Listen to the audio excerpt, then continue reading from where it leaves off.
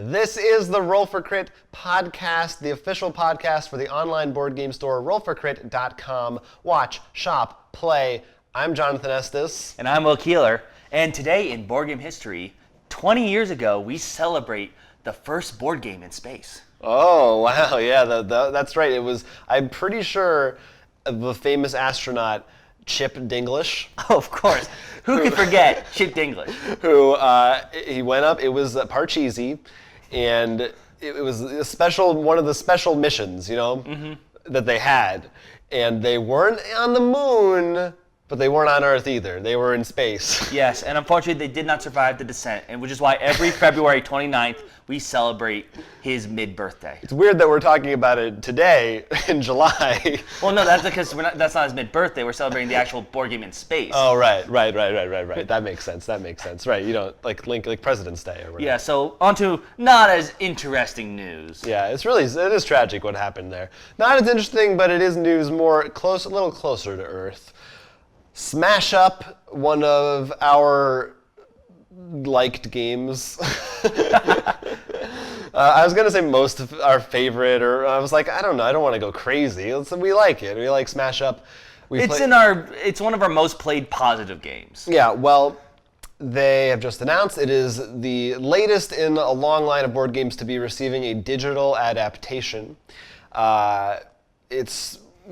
haven't seen any screenshots or anything like that, but it's coming to iOS, Android, and PC this fall. And they have confirmed that there will be both AI components as well as online play and pass and play. So I think, I'll just start by saying that I think that Smash Up will actually greatly benefit from being digital, especially in the sense of when you're trying to score bases and all those numbers and different minions and things can sometimes get a little unwieldy. Well, not just the number of cards that could be on the table. Yes, exactly. Like space can be an issue. Also, I should mention it's launching with the 8 base classes or factions, right. And then more will come later, I assume. But although one thing I'm thinking of now, I don't know. I wonder how they're going to handle the interrupt cards. The special cards, which are kind of. Well, I assume time-based. The same way that they have the interrupt cards for something like Magic the Gathering. They program it such that, let's say the card in question has like destroyed target creature or something. Probably has, if it could be played, they'll be about like, do you want to play this? Do you want to because there aren't that many actual interrupts. It's the special cards. Right. So I guess it'll be like anytime a base scores, it'll just go around and say like, does anybody have one they want to play? Right. Yeah, that kind of makes sense. The problem with that is, let's say we're playing online, and we go through, I'm like, oh yeah, I scored the base, and I just see it taking like a little while to load. I'm like, someone has a special scorecard, and they're deciding whether to do anything about it now. Right. Like I understand the same thing happens in real life, but not even if you didn't want to do it, the fact that it pauses the check and talk to you, I know that someone has it. Although, how do you do that with pass and play? Because if you're actually passing a tablet or phone around to people, you're gonna have to let them know. You're gonna have to show everybody. They said online play. They didn't say local play. No, it said both. Oh, both. Huh. Yeah. No, that's both. I don't know how they're gonna. It must tell you. You have to show this. You have to let everyone know what you're doing right now. Yeah, I guess. Right? Yeah. Because that's really the only answer to that. But in general, is this, you think it'll be a good form for the game? I think overall, especially with the online, I definitely think that pass thing might be a little unwieldy and stuff. Yeah, I'm curious about that. And the other thing I'm very curious about though with this that could happen with the online play is that in this game, compared to other games, there comes a point when you know for a fact no matter what you lost. And do they have a way to deal with people probably dropping out as soon as you've hit that point? Play with your friends. That's how you do that. Yeah, I don't know how other online board games do that, because that can be tough. Well, not many, Ticket to Ride, unless someone's slaughtering, or you're really good at keeping track of points and everything, isn't a guarantee of knowing. That's true. But I mean, this, for a fact. You can literally look sometimes and see, there's no way for me to score a base without him getting 2 points, therefore hitting 15 before I hit. But also just in general, any board game that any game that's longer than 5 minutes, someone might drop out of. Yeah. But that's an interesting point. Well, one of the other things that I think would be very interesting for them to do is do something like Splendor, to actually make puzzles, so to speak. Right, Of, like, some kind of a your single player. zombies and dinosaurs. We've set up the board. How can you score this base in 2 turns? Yeah, that would be pretty. I like that idea a lot. Yeah, more some kind of a single play, like any actual campaign type would be cool too. And I feel like they could make that work with this theme. And another thing I think would be really fun to do would be actually have like achievements or something that would be avatars and be like, you've won with dinosaurs 10 times, so you get this dinosaur logo. No, and, like, that's- you level each group. That I hope is a no-brainer for them because then you can like grow with each group and be like, you can see like, oh, this guy's only a wizard player. right. Well, let's be honest. We know everyone's gonna be wizards, zombies, and aliens. That's like No robots. oh, robots. I forgot those. But those are always the groups I read online. Just like this group's overpowered. Yeah, but like play with each faction a certain number of times. There could be like get a certain combo, score a certain number of points. Like maybe play 10 games, you get like the regular crawling badge dead or something. Or like how they sort of grow up. But if you win like 50 games, you get to be the T-Rex. Because how they're sort of ranked. That's a good. So that incentive. becomes a little weird with the Cthulhu one because the Innsmouth only has the Innsmouth. All right. Maybe you just get a number of Innsmouth people in your picture.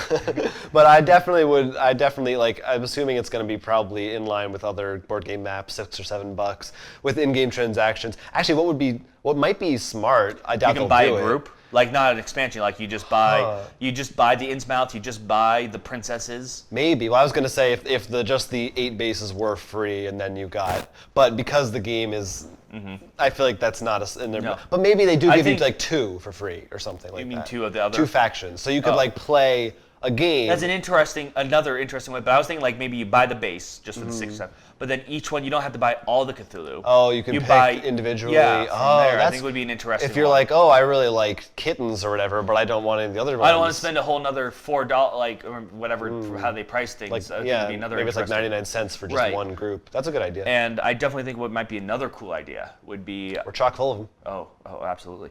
So whatever the next expansion may be, actually no, it's the copyright one. Right. But like it has a code in it, like it maybe gives you a discount. Like the first print has a code for a discount on those 4 groups or something. Like maybe something interesting, so the back and forth kind of. Yeah, I think it's always smart when they have a digital tie-in to make that synergy happen. Well, that's coming out in the fall, and I hope they do all the things that we just said, because those sound like it would be good. But I'm guessing they might do achievements and probably none of those other things. Well, I think that's close enough. The other stuff was interesting, but I think the achievement one is what would really shine. But there's always updates. There's always because that one is patches. the difference. Like the other stuff is like, oh, it's cool for buying, but in terms of longevity in the game, the achievements I think bring that, and that would be. Oh, and the puzzle thing. Those are the 2 things I would really want. They could also, when a new group comes out that everyone realizes is too strong, they could actually nerf it. they could I don't think they'll do that because they just want to keep. No, they wouldn't change because you can't change the. But more importantly, introduce cowboys. Introduce cowboys, and do they have knights yet? No, we had the group. It was cowboys, Unbelievable. knights, Vikings, and something else. I forget. It was like our. Yeah, all the ones that lost the contest. So that, again, will be out in the autumn, so look forward to it. Let us know what you want to see from it. Yes. We got a couple of expansions that were announced. For another game we love. Yeah, 2 games, but we're going to talk about one at a time. Yes. Okay, so this is Dixit, brand new expansion. Now, normally we don't really talk about Dixit or its expansions because they're all just more art cards, which are great, but there's not anything to really delve into. New mechanic. Right. Pink cards. So this one, what's interesting about it, it's another set of 80 or whatever new art cards for Dixit, but it's a new artist. I'm pretty positive the first time any other artist besides the main one has done it. She's French. I don't remember her name, but you can look it up. And it's a pretty different art style. It's still just as not abstract, but surreal. More importantly, dreamlike. There's a dinosaur taking a selfie. There's a dinosaur taking a selfie. And that's all that you need to know. So that's the one, like, first of all, just the style. It's kind of angular more so. And there are these, it seems like more modern touches, like you said, the phone. I saw there's something else in there that felt more modern day to it, but it's definitely a very different style and look to it. I was actually, when we were looking through them, I actually realized, and I don't know if it even exists because I've never even looked it up, like, do they actually, the artists, these two now, actually sell like screen prints of any of the, like prints or I think we talked about it in our playback how we would love to buy. But we never looked it up because I never thought about looking, because my brother recently has been looking a lot at magic prints pieces, and he got me like one that was really cool and stuff. And like I'm like, maybe if we just look, we'd actually find, like, because that dinosaur stuff one's hilarious. We're gonna forget, so people watching have to leave a comment if you know, or if you've already bought one. Yeah, we need your help. But how do you think? Well, there's two interesting things. Do you like the artwork compared to the old one, and how do you think it will affect things, if at all, mixing it with the old one? I don't think it will affect anything. You'll still have fun. It's just new artwork. And do you think is it possible that there would be either confusion or maybe like a clue would be, I don't know, like it would somehow. I think you could. You know what I'm saying? Well, I think that could happen. I think it's in the cards, pun intended. I think that's like being afraid that someone may be able to count the number of points hidden behind a screen in a game. It's like, it's gonna happen, but like probably 90% of the games, it's not gonna be something you're worrying about. And I like this idea. What I think would be really cool for them to do is actually be like, for each expansion now is a different artist. No, yeah, I would love that. I think that's really cool, much more interesting. And from the artist perspective, I think that'd be a cool idea to be hired for this, because it's like, all right, here's 100 cards. Go nuts. Yeah, well, I feel like also the same way that, when like Batman or something, it's really cool when it's like, oh, Frank Miller's doing these issues of Batman, to have that kind of, if they got like well-known even board game industry artists to do a couple expansions, like even I know comic artists Zombicide has that. They have the guest right. art, and now Munchkin has those versions. Yeah, anything like that would be really cool. Love the original artist for Dixit. No, don't get me wrong. I love the art. It's perfect. It's perfect game. Give her a break. It's been. And I think by mixing all the artists, it could be a lot of fun still. I mean, sure, and like this will come. I'm sure someone could be a clue, like name whatever the name of the artist is. Yeah, but like once again, that comes down, like that's why I think it's. That's really like, what you want to do then. If you're so worried about that, I mean, know your gaming group. Yeah. But I do think overall it's positive. I love the artwork. I mean, you could do any work. I would love one actually to be more like graffiti, like they can get a graffiti artist or something, because that would be a Banksy edition. Never happening. That would be good. But let's push for that. Definitely different. Also, look at artists for different art styles like that, because then that would be, I think, really. Yeah, and people like want different kinds that appeal to different people. Even if there was one, what if there was one that wasn't surreal, that was like geometric, like MC Escher kind of stuff, that's perfect. What if one that was like all black and white? Oh, that's a good idea. There's so many good ideas. What if there was one that was just all done by you? Oh, now we're just talking. Different stick figures and I'm getting the petition and ready. fedoras, all with alcohol and the 5 o'clock shadows. Inside baseball right now. Inside baseball. That's gonna be out later this year. Dixit's pretty good. Oh yes, it is. It's a pretty good game. Yet another Asmodee title, also getting an expansion. The Spiel des Jahres award winner, Cult Express, which did already have one expansion, is getting another one. But I think it's very interesting. So, what this one brings to the game is kaiju. Yep, it's really weird. Actually, so Cult Express, you're all bandits robbing a train, and so you're trying to get the most money.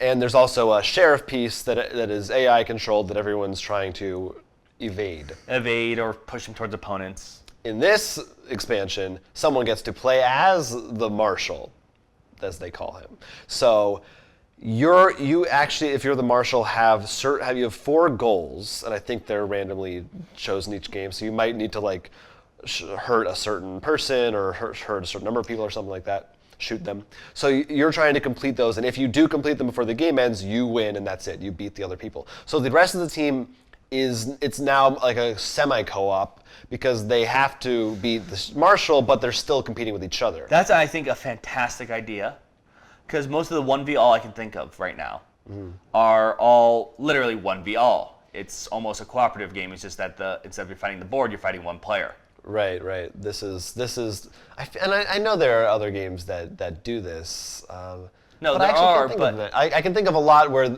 it's semi-co-op and it's not versus another person. Right, that's I the guess thing. Legendary with the Mastermind, that's kind of like that.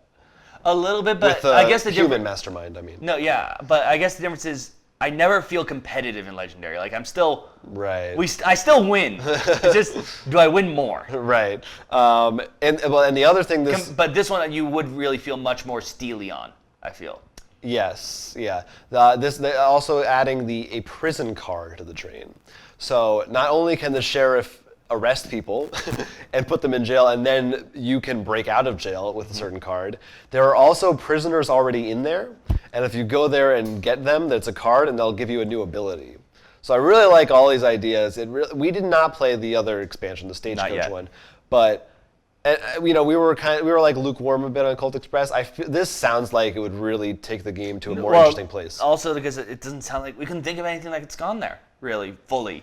Like Yeah. we thought once I got into 1v all and once I done semi co-op, but nothing that really truly because it was already competitive. The Legendary one, I think the reason is already sort of co-op. This one was already full on competitive. Right, and that's that's different. So you go and you're already going in thinking competitively, but then you see that one guy like, I don't like you. Yeah. But he hurts me more. Let us know if you know. I'm sure there's at least one other game that's done something similar to this. There always is. I Yeah, bet it's a Simpsons game. that's probably what it is. They did everything, but it sounds cool. And this game was popular. Popular. New Episode coin. title, new catchphrase, #popular. It's gonna be on T-shirts. I'm sorry, everybody. All right. Too late. They already sold out. You missed being cool. So, in the world of Kickstarter, as it were, we have some Pickstarters.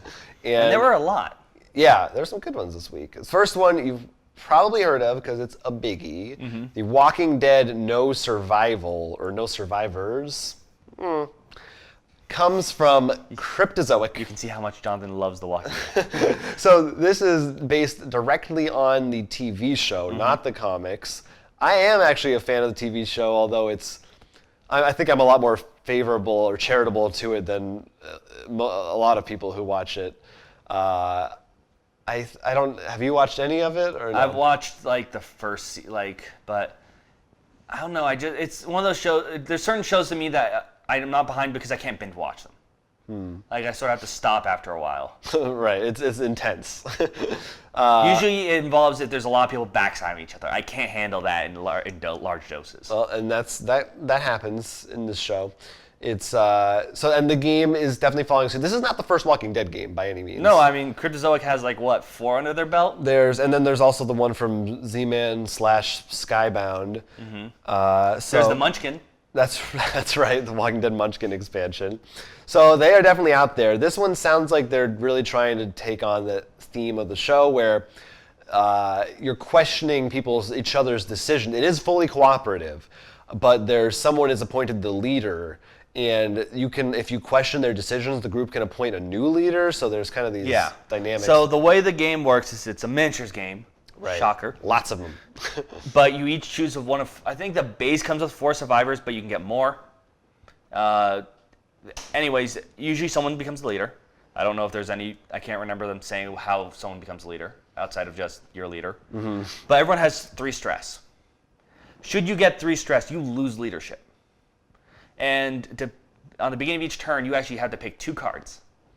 Okay. And they'll have either The leader or the leader. Okay. And everyone sees them, so it's not like you don't know. I think at least they showed both of them because it has to go to the discard pile. But you see the discard effects. Depending on which one you discard, something bad happens. Okay. So you can see depending on what you choose, and if people don't like it, they can give you a stress. So it's sounds a little like Battlestar or Dead of Winter, where honestly, like someone has to make a their decision. Description. A lot of it just sounds like they took like every good zombie game, like let's put it all together. Well, that's the thing we always talk about, where the thing about the zombies, you want the game to be, we like the games to be less about fighting them and more about the interpersonal issues, and that definitely sounds like that they've capitalized on that. Right, and there's definitely a lot more of a focus I can tell on. I mean, like I said, I haven't watched as much Walking Dead. You can tell me otherwise. Of like who is the one in charge. Yeah, well, yeah, in the show, I mean, it's pretty much always Rick, but there definitely are those disputes a lot of the times. But this is also a big deal because the designers, I believe their names are Adam and Brady Sadler, are no spring chickens to the field of board games. Sorry. That was a sentence. They just happened that way. They used to work for Fantasy Flight doing games like Descent, X-Wing, and recently the I'm dying today, Warhammer Quest adventure card game. So great pedigree for these guys. And as someone who's sometimes a little down on Cryptozoic, these designers clearly have some good games under their belt and know what they're doing, which is very encouraging for a licensed game, especially for one based on a popular TV show that's going to get funded with miniatures no matter what they do. Yeah. This is $40 without any miniatures. That's it. It must have They sell them tokens separately. Yes, there's 2 versions. If you want the full thing with all the miniatures, it's $125. And that doesn't include the expansions, which they already have like 3 or 4. And I know like one of them includes the what's her name, the girl with the katana. Michonne? Yeah, and I know she's a very popular character. Yeah. I know there are Kickstarter exclusives of the Governor. I think a hunter version of oh God, what's his name with the crossbow? Daryl. I had a DA in my head. That's a good point because it's 1 to 4 players. There's a solo mode, and there's only 4 characters to choose from. It sounds like in the base, yeah. Which is for a show that has a lot of characters. That's a little disappointing. Well, no, that's like each expansion comes with 4 more. They're definitely so they I pushing mean. that. The thing is, that they could. That's look at Descent and X-Wing. What do you expect? I guess that's sort of their business model. But anyway, I think it looks kind of cool. Do you remember how much Ghostbusters was for the Kickstarter, like the full version? I should because I got it. Was it 100 plus? I think so. Yeah. I'm trying to measure out when this actually hits retail, if it will actually be 125. One of the things I'm curious about though, because I'm looking at it's not. For some reason I thought the Ghostbusters was behind us. I got a lot of different miniatures that are also different sizes and stuff. Like I got the Slimer in green, these guys in blue, the giant Marshmallow Man. These guys This are is all like zombie. 50. one size You get fits like all. 50 zombies. Right. I think there's 4 enemy things I saw. There's regular walkers. That's what they're called, right? Mm-hmm. There's firewalkers. Firewalker with me? I assume, is it just on fire? I mean, you feel free to I have tell. never, well... And then there's 2, they have the same name, but they're just different models of, I think they call them adversaries. So I assume it's like other humans who run across and stuff. But, so like, that's one thing I'm very curious about. Like, is this, because I think it comes with 50 zombies or something? Yeah, they said something like that. Like, a very large amount though, so. Yeah. But I think it could, because it plays on scenarios based on things in the show. And I think with the leadership and stuff, they can really pull it off. And I think where this will shine over, because I did just say earlier how it pulls from, looks like it pulls from every zombie game. There's another one I was thinking of when we were watching it. Like the Dead of 15. Winter. Yeah. That was the other one I was thinking of a lot of. Also because I think it had a bunch of zombie miniatures in it. Yeah, a lot. Like, unlike the other 2, like Dead of Winter, like I'm leading a group of people. This one really focuses, you are Rick. Like it's much more personal, I feel. Well, yeah.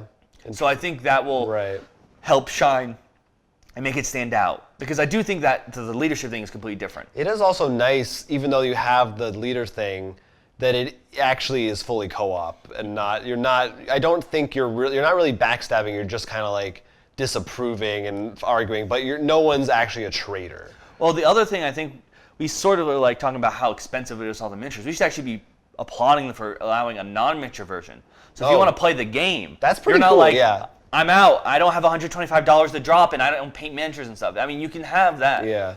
And I don't think that's a bad thing. I would love, and probably you could do this with add-ons, maybe just miniatures for the player characters and the zombies not, because that's probably, I don't know. I would keep an eye out for that, to be honest, because Yeah. I see a lot. Almost every miniature campaign lets you buy have like, this is the hero set miniatures. Yeah. Or something. So I don't think that's a far stretch. And I'm not just talking about like random ones, like, actually, no, Ghostbusters, and that was Cryptozoic too. Yeah, so they're going to the miniature market a lot. I know, they're crazy. No, these so guys. they did for Ghostbusters. So yeah, keep an eye out if that's your what you'd like to do. That's your cup of tea. So I think that isn't in the far stretch, and maybe if you buy the game and wait to get the miniatures too. So definitely something to keep an eye out for. Yeah, it sounds like if you are a fan of the Walking Dead TV show, it's a no-brainer, I think. Oh, absolutely. Get it? Because zombies, they eat them. Now let's go into the sci-fi. I think the rest of these are all science fiction themed. All right, yeah. Going back to our space talk at the beginning of the show, Martians is the next game. Basically, you're on Mars. Mm-hmm. It's a worker placement game, and I'll just be upfront with you. I don't fully understand how to play it because it's fairly complicated. I love the confidence in it already. But essentially, there are 3 ways you can play it. First of all, okay. Fully cooperative, semi-cooperative, or fully competitive. So whatever your cup of tea. I was really hoping you'd be like fully cooperative, semi-cooperative, and single player. It probably does have a single player. I don't know. That's after you play competitive and everyone gets into a fight. So you're on Mars. You're trying to colonize, and basically you're working together, or to varying degrees, trying to use resources. You have oxygen. You're building facilities and labs. And then everyone leaves you behind, and you're stuck there to try to live on Mars. Or am I thinking of something else? That's where it's all. That's the single player mode. Variant, but. It looks pretty cool. It definitely has a lot of stuff going on. Also, some cool looking miniatures and design in it. Interestingly enough, I've seen noted a couple of times elsewhere online by other people. There seem to be like 3 or 4 Mars games coming out this year. There's also the one from Ignacy that's like a Robinson Crusoe retheme. And then there's one from Stronghold, and then I think there's another one somewhere that I forget. It's weird that these trends recently, kind of. I think we had the Mars movie that came out. The Martian. And I think in general, I mean, maybe I'm wrong. Maybe this is just because in my little bubble. Mm-hmm. I think there's been a bit more into space exploration and stuff. And Neil deGrasse Tyson, Cosmos, all that stuff. And I think that one of the reasons has sort of gone up is because life on Earth has sort of gone down. We want to escape again. The Futurama joke, I can't live on this planet anymore, is a lot of people are like, that's a good plan. In the 90s, we were happy. We were like, we don't need space programs. Now we're like, get out of here right away. So, and it doesn't matter where you live. Apparently, it's bad everywhere. So that goes for $49 if you like Mars. Look at that one. See if you can understand it. Yes, but keeping the space theme going, we're going to actually move over to an RPG. Oh, a replica. Yes, this RPG called Coriolis, if I'm saying it right. You are. Probably am not. I'm a doctor, I know. It's an RPG about a solar system where there's this huge galactic war, and you guys are actually leading a salvaging crew. You run a ship. Okay. And you're exploring and have to deal with all the things. And what's really interesting about it, this plays, I'd say, actually a bit more like Descent. Huh. In which the way you have to deal with events, let's say I would do a reroll, I think they call it praying to the icons. Okay. In which allows you to reroll and get special effects and stuff. And because the way it plays like, I think Arkham Horror Dice Roll Rise, which you roll a bunch of dice, 6 is a success. Mm. The thing is, every time I pray, let's say, use the GM as your GM currently in our little DM story thing, would get like a dark experience, I think they call it, or something like along those lines, which allow you to do things. So there's much more rules for you. There's a back and forth. Yeah. And then also press your luck, because it could be like, we've been praying a lot. So I'm assuming the dark thing, I'm doing bad things to people. I believe, as they said, it is the gods putting the scales back in order in space. Interesting. Is this to take place in our universe, or it's another? No, it's a whole other name. Are you humans? Do you know? Are there like alien races? I couldn't find anything on that. I think there are alien races and stuff, but I don't know if you choose. You can play as that. I was looking a lot for the mechanics in that. When I read that, that's what really made me. That's why that is the main reason why I made this my Kickstarter Pickstarter. That's interesting. I mean, I love the theme already, mostly because usually RPGs, I happen to think just more Dungeon and Dragon. That's just because I'm only beginning to wade my waters there. Right. In the waters. But that mechanic sounds really cool. Oh, and I should mention, this actually isn't their first rodeo in the RPG world. They actually have another one. I'm totally blanking on the name of it, but you can look it up. So, and that had a lot of books, so it's like, they've done their work before on this kind of stuff. That's always a plus when you know that they actually know what they're doing. And that actually has a different mechanic, too. So that's why they didn't want this to make it just like not just a the skinned same version, system. a space skinned version. Like this is. So I really like that. I think it's, at least to me, it stands out a lot more. I definitely. What are your thoughts about hearing this mechanic?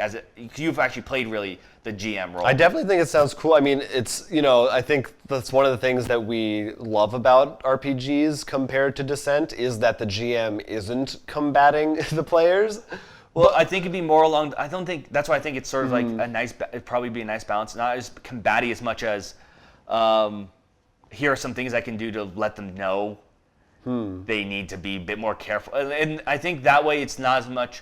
It's probably really good if you have more of a gamery group, because then you're not just making decisions because I'm a dragonborn, so I'm just gonna shoot lightning everywhere because I can. Right. You actually have some more limitations. Can be a good thing. I think that the 10 Candles RPG that I have does a similar thing in terms of how the storytelling and doing things that may be harmful to the group or not. But yeah, I think there's definitely room for games that that's definitely there's so many RPGs. It's always refreshing to see one that does something new with the mechanics, and not just be another Pathfinder D&D kind of. I think the description by the way they use, which also was one of the things that really intrigued me, was it was a combination of Firefly plus Arabian Nights.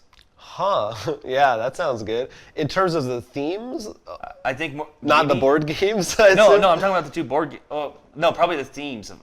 Well, probably the theme of Firefly, but the board game. Okay, yeah, maybe. Well, because the theme of Firefly is the same in the game as it is in the show. And I do admit, I love the idea. Like, I almost want us to do, because I know there's a Firefly RPG, or maybe this. Just the idea of a crew on a ship. Like, does that not sound? Yeah, it's awesome. We got to do that. It's awesome. You can do that in the Star Wars one too. Oh, well, that's probably in the works. And that's $29 for the PDF, but 47. We are estimating because it's not in U.S. dollars, so. Right. Yes. For the paperback. I don't know, physical of some kind. Final, another sci-fi thing, ending on a super goofy one. It's called Galactic Debate. There's nothing to debate. If you don't agree with me, conversation's off. So this is basically, it's a debate game, meta game that we've played, or even something like Fun Employed, or there's that game Who Would Win. Make your point. Right. No, I'm not telling you to make. I was like, okay, buddy, jeez. So basically, you're all from a different alien race, and a random topic comes up with it'll be like a noun, kind of like Mad Libs, where it's blank, something, something, and then another card tells you what the blank is. And that's your subject of debate. So they're all weird space-themed things, like this thing has been outlawed, or murdering this race, should it be illegal or not? And on your turn, you decide to be pro or con. And the other player, I think it's randomly drawn who you're facing. Is this only 2-player? No, it's multiple players. Only 2 debate at a time. Okay. They have to take the other side. So you get to pick, and they have to. Does the races matter at all, or? A little bit. So from what I can tell, the races have interests that they say you should cater to in your debates. So you might say something that race really likes. I couldn't really find a place where. So it's more like it's your role play. It's not like this race gets +5 against. Now, here's what I think you need to do with this game. Okay. Well, and everybody votes on who they like the best, if that wasn't obvious. So you get this game, but instead of using their races, I mean, they could have perfectly fine races. Cosmic Encounter. You shuffle all those up, deal them out. Everyone reads the description on what their alien is and have to guess how their alien would talk. All right, and it would be insane. And can you imagine some of those? Like, I have the virus, you're the Leviathan, he's the ticking. Can you? It's hilarious. I like it. You could do so many stupid, silly things. There's a lot of places that you could go with this. Oh my God, someone's the judge race, like the race of the judge. Just play both games at the same time. Instead of Cosmic Encounter, but instead of your attack cards, no, that's what happens when you negotiate. You have to actually do a negotiate. I like it. I think we found the new board game pairing. This Kickstarter does not include Cosmic Encounter, but it sounds funny. It sounds silly. It is just another kind of party negotiation game. But I liked the sci-fi twist to it. Well, and I like the debate twist. I think that usually, going back to the other ones we said, are usually Pac-Man, Pac-Man. This is great. But this, like, more silly, but it probably has a bit more of a... It's, like, not fully in the political sphere, but you can make it just, like... Like you said, like, should we be allowed to murder the insert alien? Yeah, right. Stuff like that. Which I think could be a lot of fun, especially if you actually are maybe in a debate club or something.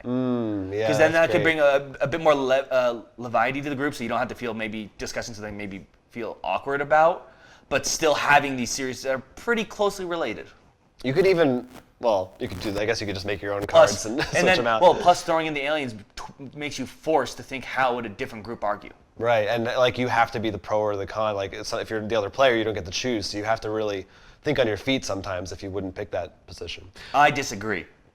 I guess I have to also agree. That goes for $12, but I think it's $20, and you get up to 8 players. I think it is. I think it goes from 6 to 8. There's an expansion with some more cards. So if you have a big group for a party game like this, that's still probably an amazing price. I think. Super cheap. Look for those Kickstarters. And judging by that call, I'd say that was our last Kickstarter Pickstarter. Now we do have one. We're not going to talk about anything that we played this week. Because we're actually recording this a little before, so sorry. Yeah, sorry, you got gypped. That's offensive, I shouldn't say that. You got ripped off. Anyway, we'll cut that. No, we won't. So that is all staying in now. I mean, I apologize in advance because I'm sure everyone watching this is sick to death. Half of you are sick to death and half of you are on the edge of your seats. We're going to talk about the Ghostbusters movie. That's right. That'll come up next. You got one syllable correct. Pokemon Go, the craze that's been sweeping the nation and world. Yes, the world. You've seen it talked about on CNN, on Twitter, your Facebook feeds, everywhere that you go. You've seen it in the streets. Or you haven't because you're too busy playing it. That too, and you've got hit by a car because you're looking at your phone. So we thought, what better way to capitalize on a phenomenon than try to force it into our discussion of expertise on this podcast? Which is a little okay, because we tend to bring up video games a lot. And digital apps. And virtual reality and AR. So if you don't know what Pokemon Go is, you walk around with your phone and you see a little Pokemon. What's wrong with you? And you can catch them. And it's alternate reality, meaning you're looking at a camera, but it looks like something's there. So I guess what this discussion leading from that is do we think there's a place in the board game world for that kind of a mechanic to happen? Let's be, first off, in terms of popularity, it's going to be very unlikely because I would say at least 75% of this is just people being like, oh, Pokemon. Like, it's just the brand name is so big. You're saying this wouldn't catch on any other way? Like, I think Pokemon is the only thing that can get away with this. Certainly but to this extent. Put that aside, mechanics. Could those come to a board game? And I think they obviously could in a weird way because I think it would be more like geocaching, in which you're using your phone to find clues and stuff. I remember... Which this game is a lot like. Yes. Well, it sort of reminds me of, because I think it was just a ripoff of, a TV show, I don't know if you've ever watched it or not, called Numbers. I know about it, I haven't watched it. Well, one of the episodes was about, it was actually like a Warcraft game, but they would have these challenges of AR, in which they'd go out and have to like find these hidden like logos and scan them and stuff. Okay. And there actually were people would have boxes to show who was there, and they're like, oh, the ace of spades, that's obviously Sword Killer 995 or something. But like they'd actually be famous people. But like I imagine it'd be a little bit more like that. It'd be like a competition with these spots. Well, then I guess my response to that is that different from what Pokemon Go is? And if not, what like because Are you saying how would it be different? Well, I guess what I'm saying is what is the line between board game and not a board game? Because I feel like we No, I think that's when you fair. get into the AR stuff, you are kind of blurring that. Well, I think one of the line a things bit. that could happen. What makes it another a thing tabletop game, I guess. would be taking mechanics of tabletop and putting it on phone. Like, what if there was a sort of like you go to your park, and we come along with you because obviously you need your dungeon friends for this. And there's a sticker you all scan. And you're like, is this your group? Click, and someone has AR'd the park into a dungeon, where you actually go in and you roll dice against things. Oh, wow. So like That's people cool. actually, so unlike Pokemon, which is like, oh, there's a Pokemon, oh, there's a Pokemon, like, and maybe the Pokestop, you actually, someone designs, or maybe they design, actual real life dungeons, so to speak. That sounds amazing. Well, you know what it makes me think It's of? the AR version of the VR dungeons, I'm saying. You remember the game that we played, This House is Haunted? Yes. That's sort of, like you can kind of do that where you have cards, you put cards in different rooms of your actual home or wherever you are, or even like 2 rooms in a boom. You know, these games where the game, part of the game is actually moving around a space. And it's basically just instead of cards, you have a phone. And that's kind of, that's kind of cool. It is a little weird about, is that a tabletop game still? Well, I was thinking like you'd actually have dice and roll and. Yeah, no, yeah. It's definitely, like and I think the other big one for card game AR, this one probably won't work on the phone. This will only happen if we get something similar to Google Glass coming around.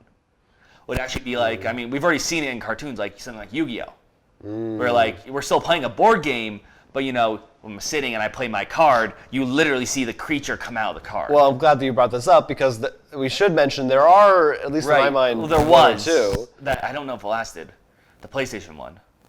Oh, I see. That's true. No, but I'm thinking even more recently. Well, first there's the World of Yo-Ho. Remember that pirate game where you actually use the phone and see a boat on the board? So that's one application of it where you're sitting. Then remember there's the Hologrid game, the Star Wars chess game that is coming out and does use AR. You actually need your phone. I think there are to two look at differences it. then. We can see AR hit board games. There's what you're saying, in which I say the AR is brought to the board.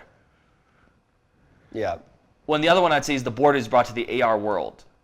Like the one I suggest with the dungeon is people going outside, and that's more closer to Pokemon Go. I do think that is the distinction. That's what makes Pokemon Go what it is not necessarily the AR. It is No, the honestly, fact you can turn it off. Yeah, and I turn it off. It's the fact that you are going out somewhere. The AR is part of it, but that's really the hook.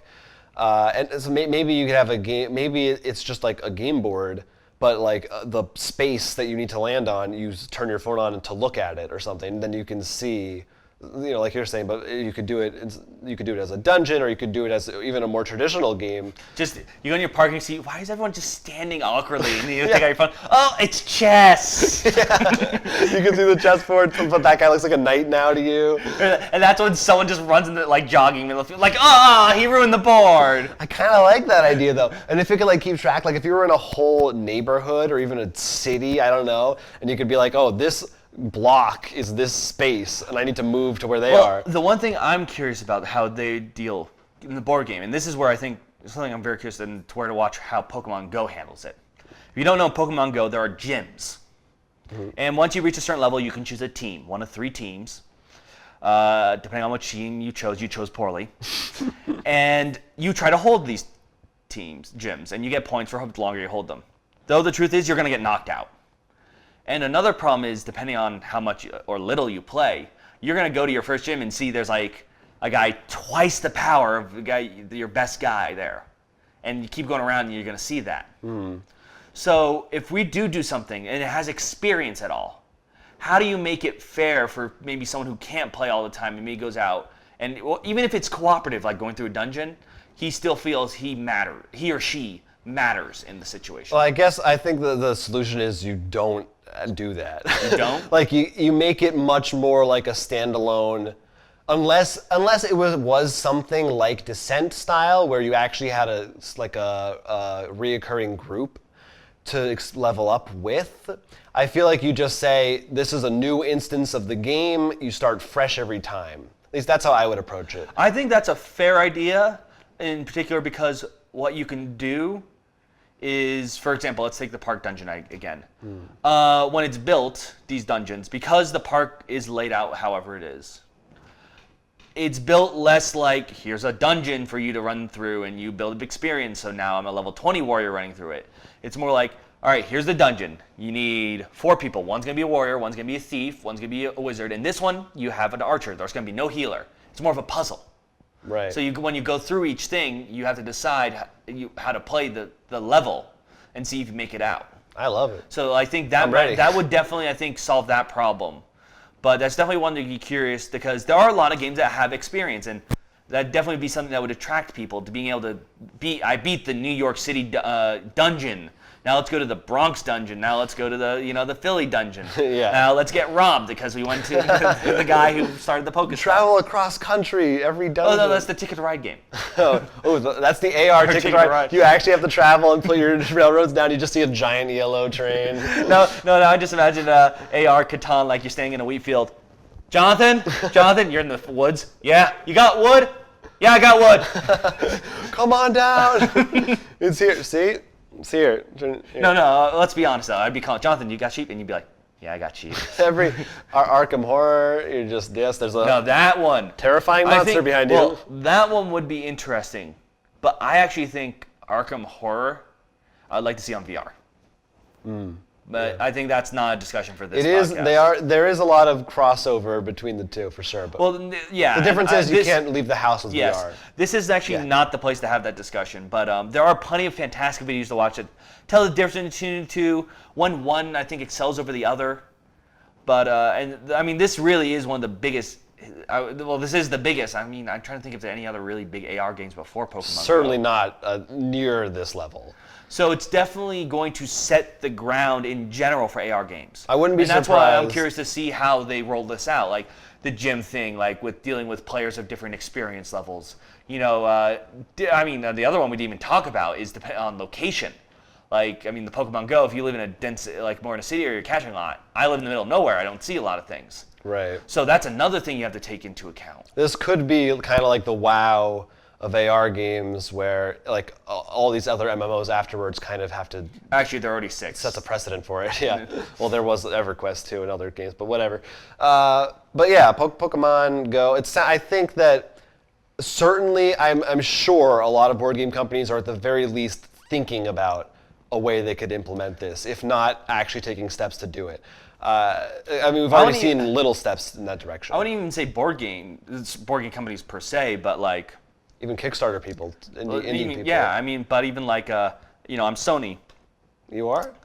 Yes. No, like, if I'm Sony, I'm like, oh, what's popular? Well, D&D's popular. I think that we're not... Every company is studying, because this is a phenomenon right now. No, I think absolutely you're right. We're going to hit the World of Warcraft thing with this.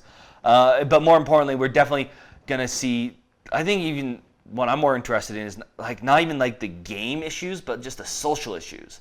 Like everyone's saying, and I don't disagree with them, that they're going out, they're having more fun for the first time. Some people have said they didn't leave their house for 6 months, they had anxiety, and this is the first time leaving.